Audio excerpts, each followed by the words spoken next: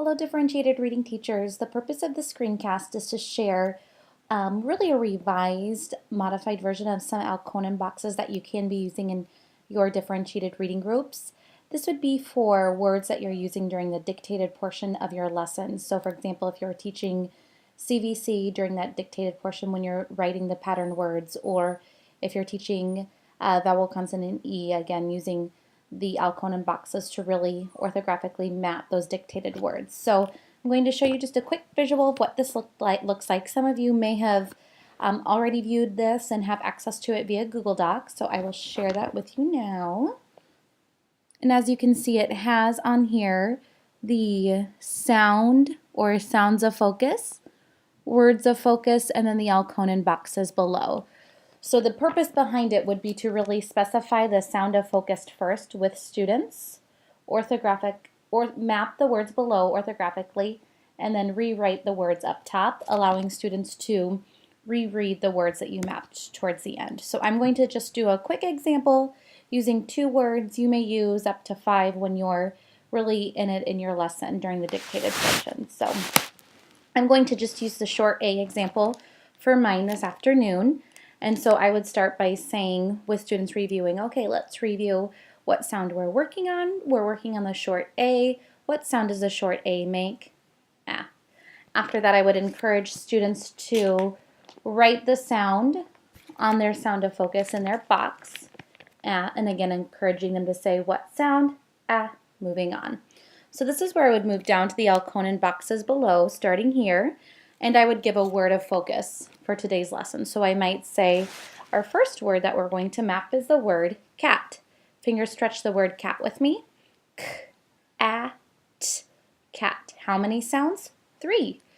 You can cross off 2 boxes in your Elkonin boxes below, so showing them that. All right, now let's map the word cat. The first sound is k. What letter spells the sound k? And this is where students would say, depending on where they're at, either C or K, but directing them that in this specific word, k, we use C to make that sound. So we would write that on our board. Second sound, A. What sound makes the A sound? A. We would write the A on our board. And then last sound, T. What letter makes the T sound? T. And writing T below on the board. After this is where I would encourage students to go up top and write the word, saying each letter as they're writing it. So let's rewrite the word cat together. Spell it with me as we write it. C-A-T, cat.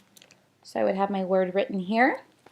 Now I would encourage students to erase the Elkonin boxes below.